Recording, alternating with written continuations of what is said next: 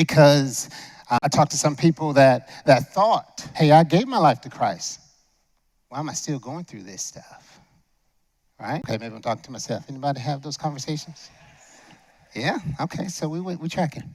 So 1 Peter 3:14 reminds us that there is a blessing if you are suffering for righteousness' sake.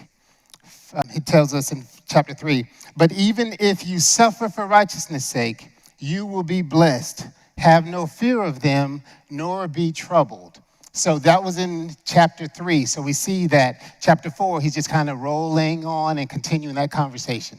So we're going to pick up in chapter 4, verse 1. It says, since therefore Christ suffered in the flesh. Hold up. So we realize that even the perfect Christian, even the example to which we aspire to suffer. And who are we to think that we can escape and not have to deal with nothing, right? Anything. Since therefore Christ suffered in the flesh, he says, arm yourself with the same way of thinking. He said, Peter said, okay, listen up. Get your mind right. Lock in. Arm yourself with this way of thinking. That word thinking there is attitude. He said, hey, you need to understand this attitude that we need to have in place.